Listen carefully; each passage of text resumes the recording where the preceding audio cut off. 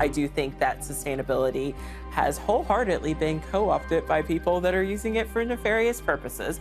I'm Aja Barber. I'm a writer, sustainability consultant, and slow fashion stylist. I track the ways systems of power affect our buying habits and whether big brands are really practicing what they preach. Our demand has got to be, of course, we have to reduce our consumption here, but we also need economic justice for the workers. My name is Asad Rehman. I'm a climate and economic justice activist. I campaign against global structures that put profit over people and planet. If we can't describe the world we want, how do we expect people to go along with us? Fast fashion should be actually regulated just like cigarettes. I think that they should have to have a picture on their price tag that shows a factory collapse. People used to come back to me and say, we're all in it together. Climate change is a universal issue. Whenever someone says we're all in it together, you know we're not all in it together.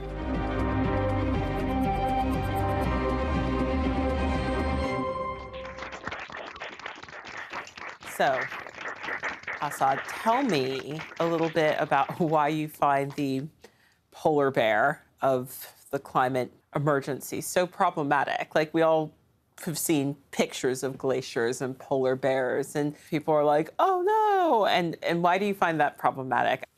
I have to say, you know, as somebody who came from being involved in the anti-racist movement, and I was involved in the anti-globalization movement, movements of the global south, I looked at this issue about climate change and I thought, everything I fought for and I fight and I believe is going to be worsened by this climate crisis, and it has this catastrophic effects on black and brown people and people of, you know, my country of origin and people all around the world. And then I would look at this image, like, why is climate change, which is such a deep problem of our system, talking about a white polar bear on a white iceberg?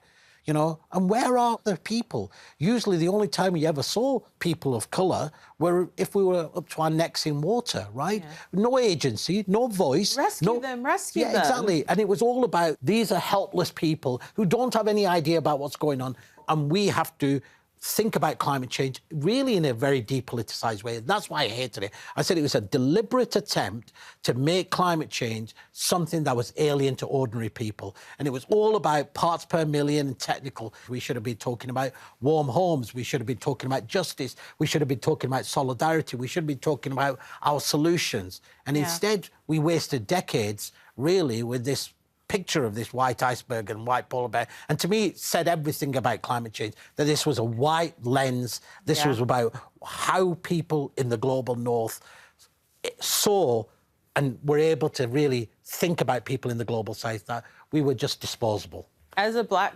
person who grew up in, like, Northern Virginia, I always felt like there wasn't room for me in environmentalism.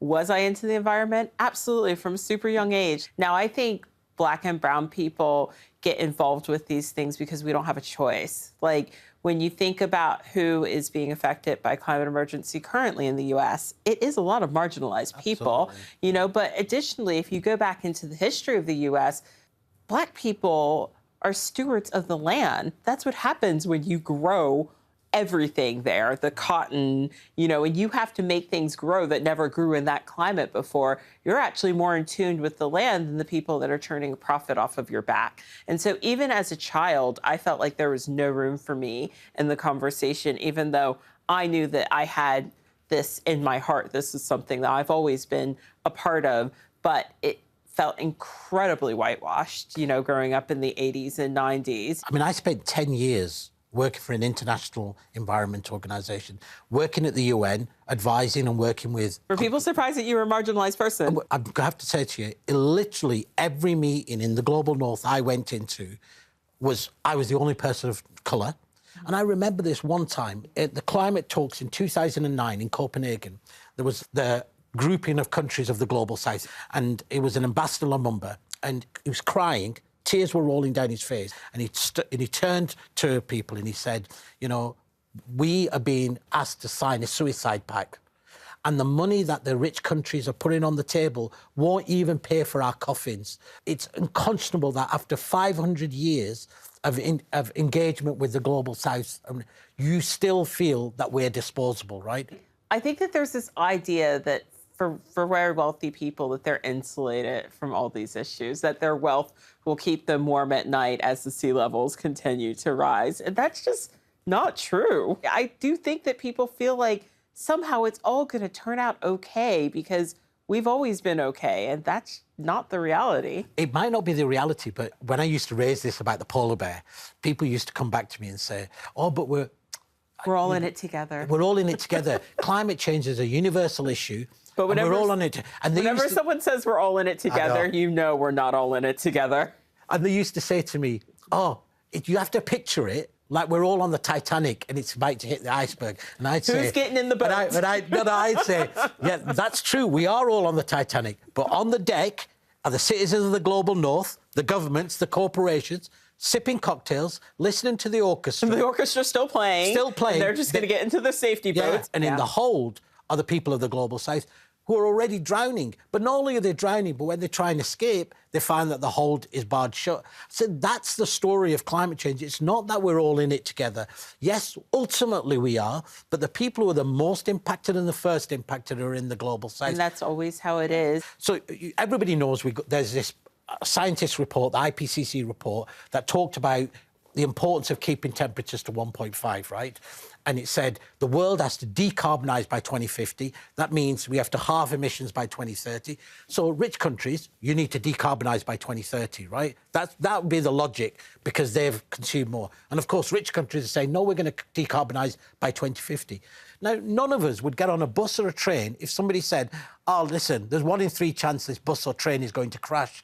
But that's exactly what they're telling us on the climate crisis, right? They're telling us, actually, protecting the dominant economic system is much more important, and let's cross our fingers and hopefully there's going to be some miraculous answer will come along that is going to save us. And to take that to like the fast fashion conversation, it's the same as a company coming up with this miraculous recycling machine that they have in one store when they have 5,000 stores. It's like, oh, and then they roll out the red carpet for their great, brilliant idea and all the press, give them press for it. I'm thinking, you do realize they have 5,000 stores, right? Like, this isn't even a drop of water in a bucket. Yeah. I mean, and you see it also played out in these Green New Deals, right? You can't win social licence for the transformation that's needed if climate is kept separate.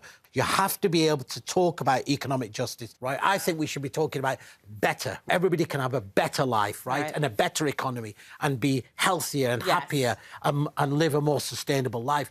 But we have to guarantee everybody certain things. And I think, one of the problems that we've seen is still in the global north, in rich countries, where people are beginning to grapple with this idea of, yes, you need to have economic justice and climate. They're making Green New Deals, which are a step forward, but ignoring, one, all the materials that are needed for the transition in the global north. So just on the mineral extraction that is needed, where do people think the renewable energy materials are going to come? The iron, the copper. We're going to have a new wave of resource extraction, of environmental injustices. And where is all the energy going to go? Is it going to go unsustainably to the people in the global north who have way more access to energy and use energy than the people in the global south who don't even have access to electricity or clean cooking? We have to be thinking about a global Green New Deal, which I think its centre says, we have to share resources equitably. We have to share wealth equitably. Yes, tackle the climate crisis, tackle the inequality crisis. We're really bad about, listening to people critique things that we might have championed. So, yes, do I champion a Green Deal? Absolutely. But, listening to these critiques is only going to make what we do stronger, And I love having this conversation because it's really important to get it right. And I find this, maybe we have a slight difference about the gateway from individual to collective power, right? Because you talk a lot about there is an individual responsibility of consuming less. I just think when I was in the cycle of consuming, there was this idea that somebody was going to fix the problems and that it couldn't be me. Oh, I'm just this person who bought a dress. What does this have to do with me?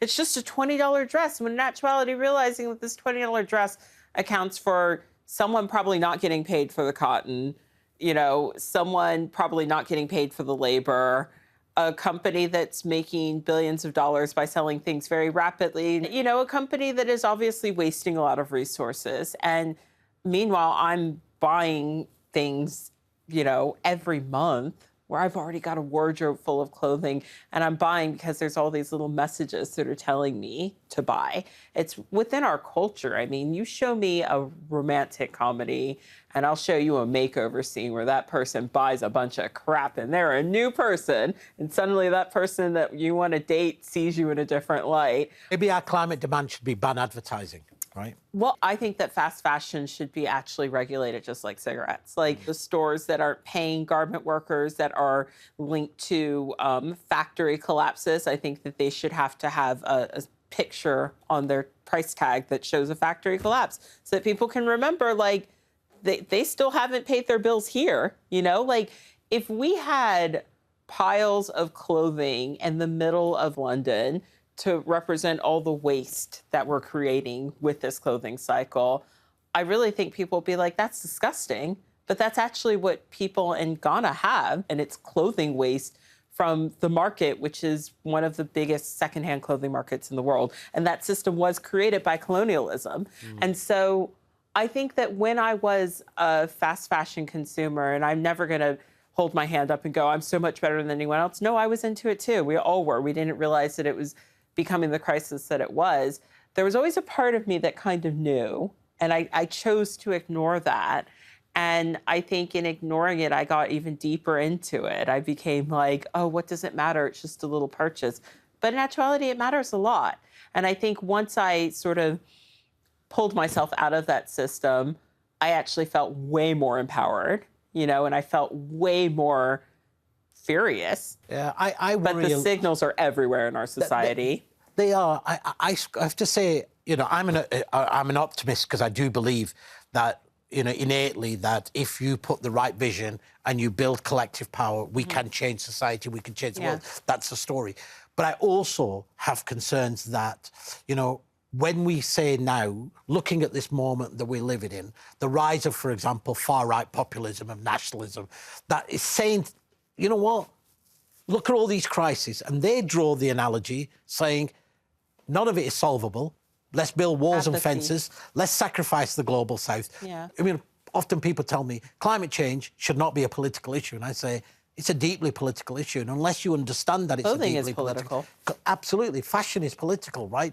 And therefore our solutions have to be, yes, we should consume less, but actually we should regulate these companies, right? We should have binding regulations on all corporations to make them, you know, responsible for all of their impacts. And I worry that if you put images of, for example, you know, Rana Plaza and people will just ignore it. Right? No, I want to hit the CEOs. I want to hit the corporations. I want to hit the boardrooms. I want to hit the model of business, and that only comes when we regulate, isn't it? Yeah. You know, this holier-than-thou attitude that people have between I've got a zero-carbon footprint versus you, that doesn't work, right? I think you've got to build solidarity, you've got to find common spaces, and you've got to find demands that work with people and recognise where people are, right? Yeah. I mean, it's... You have to meet people where they're at, and it's a balance. It is, it is. All right. I think it's time for us to take some questions. Hi, everyone. I'm from Nigeria. My question is looking at the achieving the zero net emission across the globe and looking at the kind of effort it's doing to the global south, especially in Africa. Who do you think should be responsible for this, and how do we get everybody involved? Thank you. It's a great question. And of course, the people who should control the vision of what the alternative looks like is, of course, local people in each country, right, who begin to envisage what kind of economy that they want. But they need to be able to have that power. You're in Nigeria, right? And Nigeria, you could say, is one of those countries which best exemplifies the resource curse, right? Oil-producing country, yet half the people don't have access to energy, huge inequality and injustice because most of the wealth has been extracted, of course, going to the global north. So what is the future for Nigeria? Well, you could talk about, well, Nigeria, of course, we will need to deal with inequality. We need to give people access to renewable energy. We need to be able to live in an environment which is safe. And, of course, Many of those demands were made by Ken Saro-Wiwa and the Oganis, talking about a different world, and were ultimately executed and killed because they opposed fossil fuel interests. I'm a believer in people power, as you can tell, and Nigerians having the vision, but they've got to be able to have the ability to be able to enact that vision. And too often, when those visions have come, whether it's in Nigeria or anywhere else, they've been stifled because of the dominant power of the global north. And therefore, my responsibility to you, brother, is to fight for your vision, right? To fight to enable. I mean, people often talk about charity, right?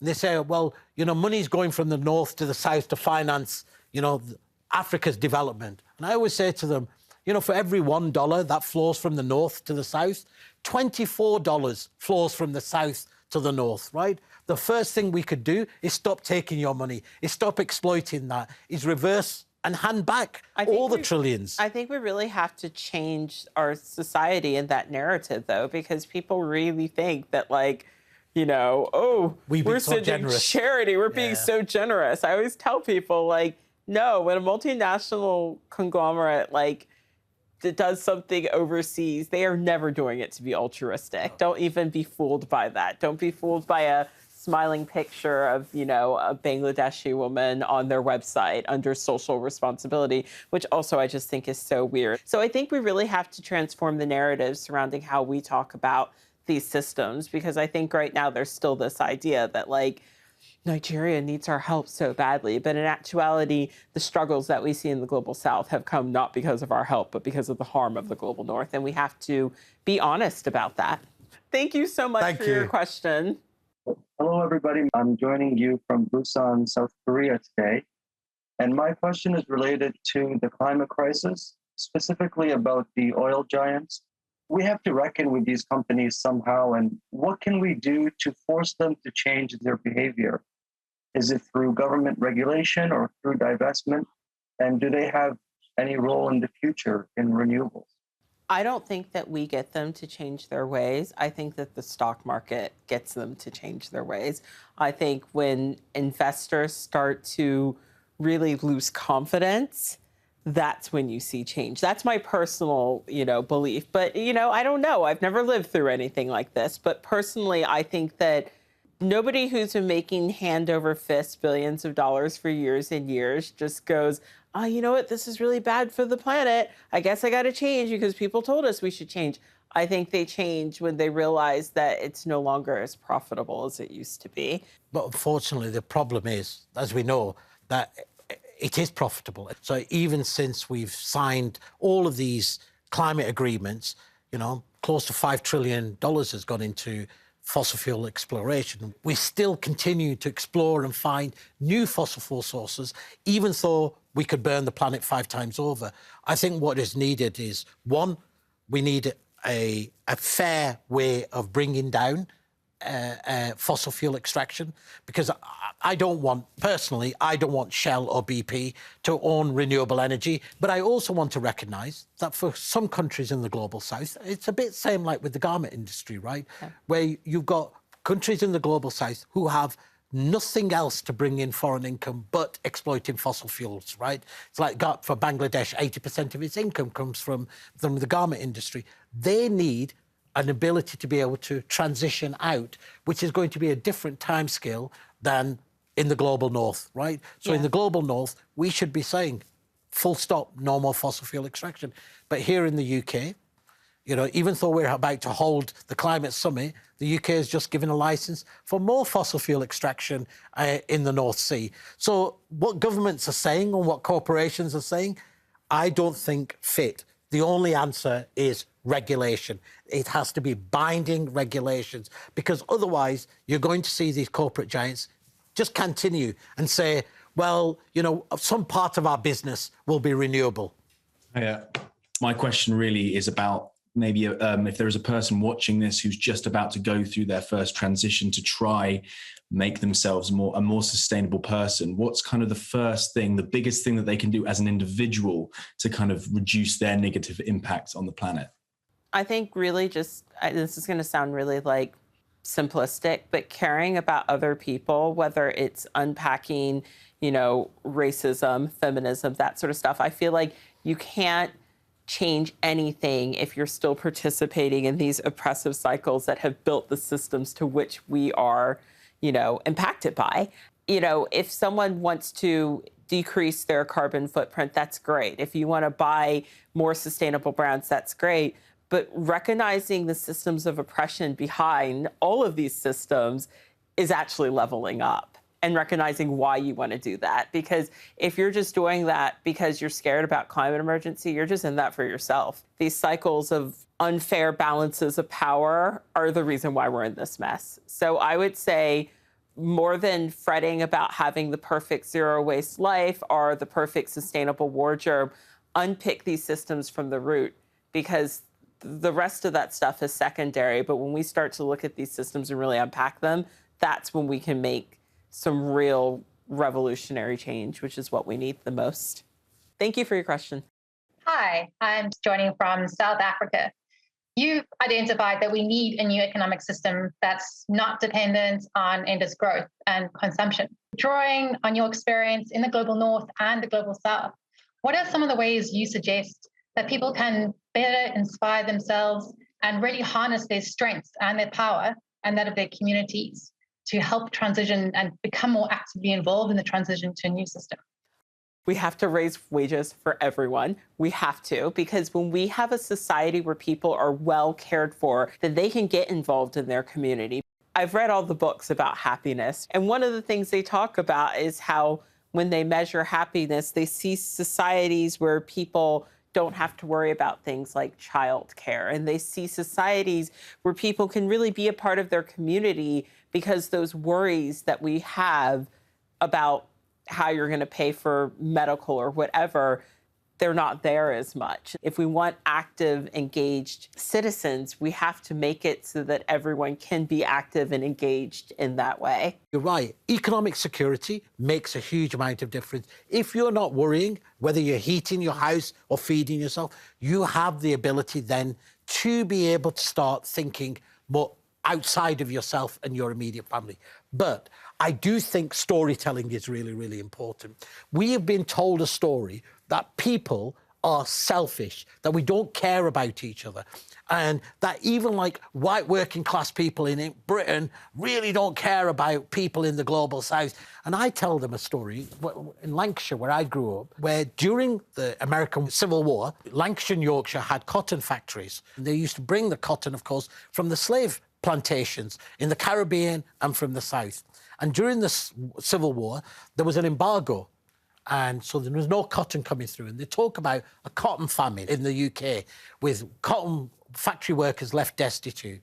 The merchants in Liverpool clubbed together to buy a warship to break the embargo to get cotton over to the UK. And when it came to the UK and it came to the mills, workers in the UK refused to handle that cotton. They said, we have more in common and more in solidarity with the slaves in the US and in the Caribbean than with the mill owners. And those kind of stories to tell us that actually solidarity isn't something new, right? And I think there are lots of stories that we need to begin to tell, because there are alternatives. Often what we need is solidarity in the global north, because it's your corporations, your banks, your multinationals that are repressing us. So the one thing that we can do is, of course, shop less, but also take action against our banks and our political system, and allow these 1,000 flowers to bloom, right? And to allow them to grow and then be able to weave more stories. Because if we can't describe the world we want, how do we expect people to go along with us? Yeah. Thank you for your question. Thank you.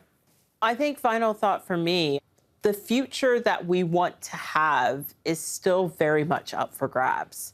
And so it's very easy to feel apathetic. And that's one of the things that happens during the climate crisis, is that there's a sense of like, YOLO, whatever, there's nothing you could do, so you might as well just do whatever you want. But in actuality, we still have the window of opportunity. So like, don't lean into apathy. My final thought is there is a window of opportunity. If you look at the fact that we face a multiple crisis, This recession is going to be more profound than the 2008 financial crisis. There is going to be a real debate about what comes next. Is it going to be disaster capitalism, or is it going to be something different? And I think so many people's eyes have been opened up because of COVID about what they feel is important. They're asking questions: what is our economy for? What is our society for?